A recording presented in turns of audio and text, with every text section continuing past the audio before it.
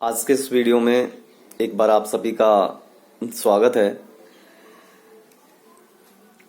मित्रों, इस वीडियो में आज हमने भक्ति काल के सगुण कृष्ण भक्त कवि सूरदास जी और उनकी रचना सूरसागर सार के कुछ अंश को हमने लिया है। सूरदास जी कृष्ण के अनन्य भक्त थे। उन्होंने अपनी भक्ति भावनाओं को प्रकट किया है, गोपिकाओं के माध्यम से अपनी भावनाओं को प्रकट किया है। आज के इस अंश में संकलित किया गया है कृष्ण अपने मित्र उद्धव को ज्ञान की शिक्षा देने के लिए गोपिकाओं के पास भेजते हैं। उद्धव जी को ब्रज भेजने के पीछे कृष्ण के दो उद्देश्य थे। एक तो उनके घमंड को तोड़ना। उद्धव को अपने ज्ञान पर बड़ा घमंड था। दूसरा, गोपिकाओं को योग की शिक्षा देना। उद्धव जी जाकर के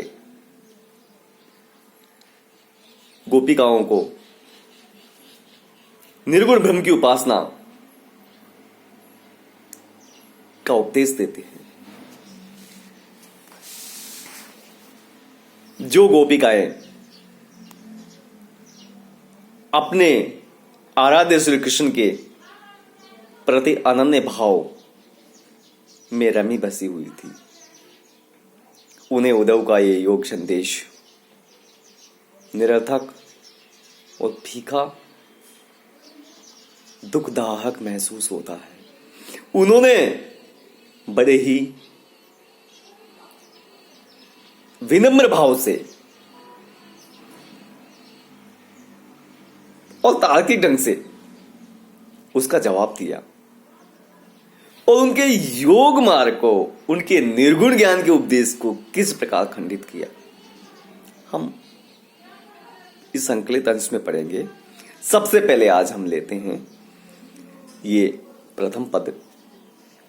क्या लिखा है? सूरदास जी ने लिखा है, उधो अखियां अति अनुरागी, उधो अखियां अति अनुरागी, इकटक मग जोवती अरु रोवती, भूलऊ पलकन लागे, बिन पावस पावस कर राखी, देखत हो विद्मान, अब दो कहा कि वो चाहत हो, छाड़ो निर्गुण ज्ञान, तुम हो सखा श्याम सुंदर के, जानत सकल शुभाव, जैसे मिले सूर्य के स्वामी, सोई करऊं उपाय।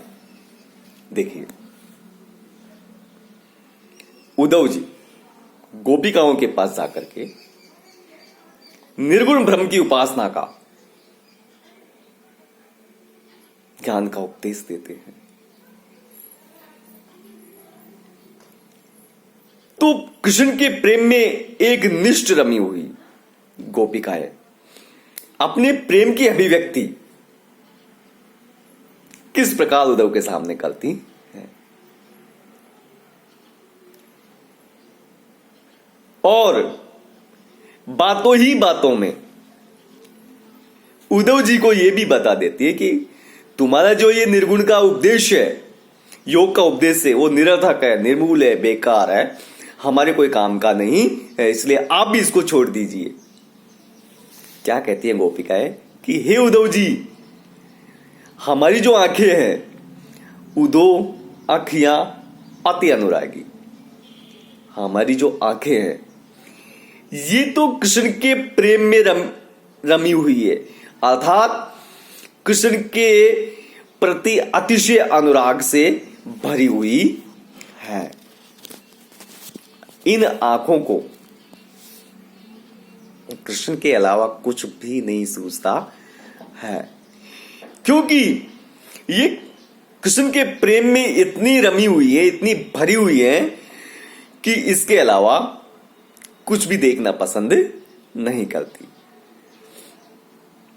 सिर्फ कृष्ण के दर्शन की लालसा में ये खुलती है और भूल कर इकटक मग जोवती अरुरोवती भूले पलक न लागी।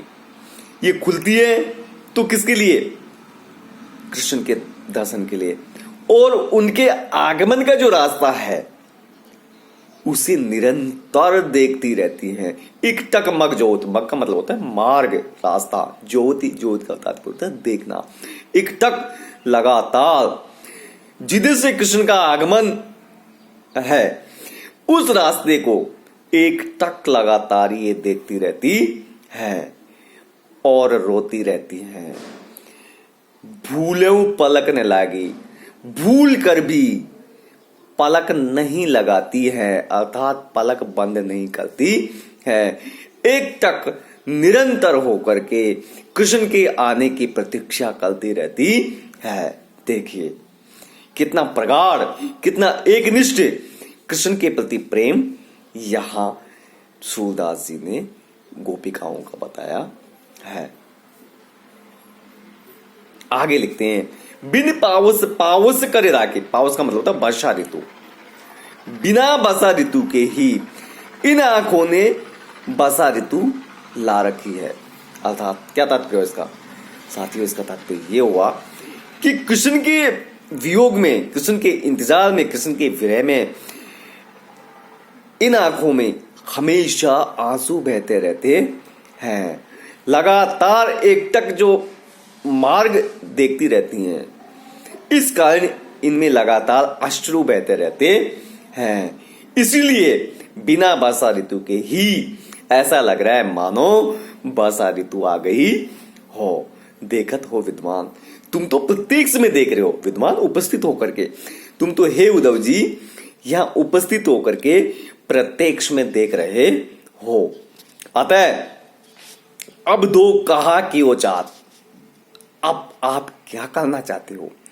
आपने ये सब स्थिति देख ली है कि आंखें अर्थात हम एक निष्ठ भाव से कृष्ण की उपासिकाएं हैं, कृष्ण के प्रेम में तन्मय हैं, कृष्ण के प्रेम को ही आधार मान करके अपना जीवन व्यतीत कर रहे हैं और उनके बिना एक पल भी जीना मुश्किल नहीं है।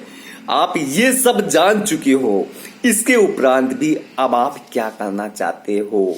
अर्थात अब तुम हम क्या हमारे प्राण लेना चाहते हो? छोड़ो निर्गुण ज्ञान। अगर ऐसा करना नहीं चाहते हो तो आप अपने जो ये निर्गुण का उपदेश है, जो आप हमें योग की शिक्षा देने आए, निर्गुण का उपदेश देने आए हो, इसको छोड़ दीजिए, क्योंकि ये निरर्थक है, ये व्यर्थ है, हमारे किसी काम का नहीं है। तुम हो सखा श्याम सुंदर के जानत सकल स्वभाव। हे उद्धव जी, तुम तो श्याम सुंदर के परम मित्र हो और उनके स्वभाव को अच्छी तरह जानते हो,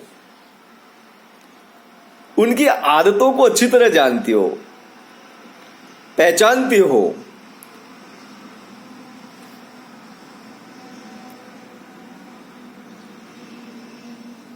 इसलिए जैसे मिले सूर के स्वामी सोई करो उपाय।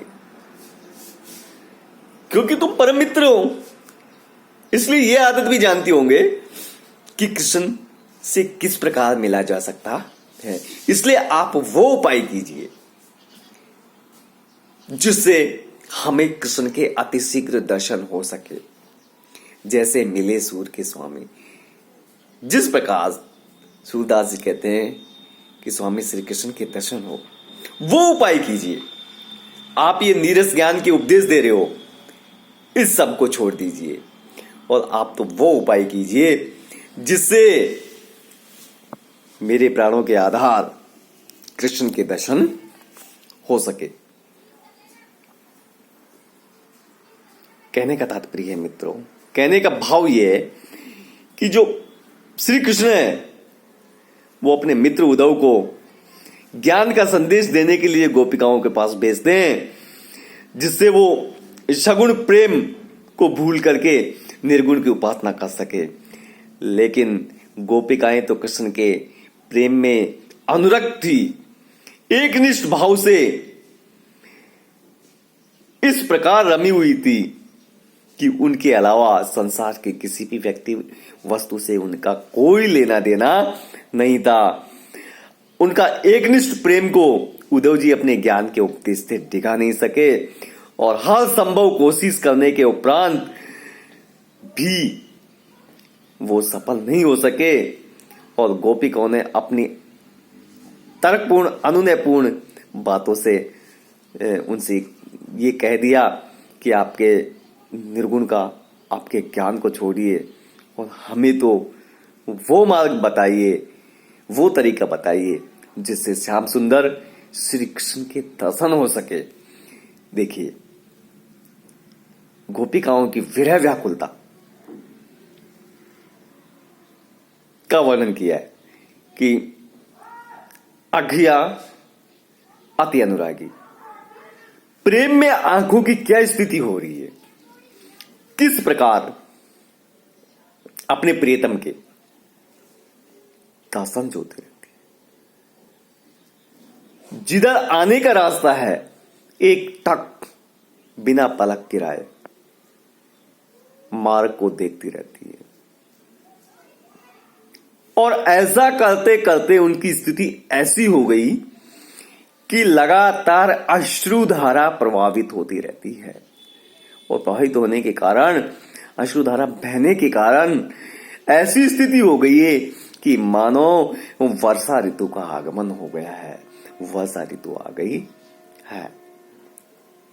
ऐसी प्रेमनिष्ठ, प्रेम में एकनिष्ठ गोपिकाओं के लिए उद्धव के ज्ञान का प्रभाव कुछ भी असर नहीं छोड़ पाया और उन्होंने अंततः ये कहा कि हे उद्धव जी, आप तो श्री कृष्ण के परम मित्र हो, उनकी आदतों को जानते हो, स्वभाव को जानते हो, तो आप ये ज्ञान के उपदेश को छोड़िए, हमारे लिए तो वो मार्ग बताइए, वो तरीका बताइए जिससे हमारा मिलन श्री कृष्ण से हो सके। मित्रों, यमक अलंकार का प्रयोग है, विभावना का प्रयोग है, अनुप्रास का है, संगीतात्मकता है, ध्वनात्मकता है, माधुर्य गुण है, श्रृंगार रस है, बड़ा ही प्रभावशाली, सुंदर, आकर्षक भावों की अभिव्यक्ति इस पद में की गई है।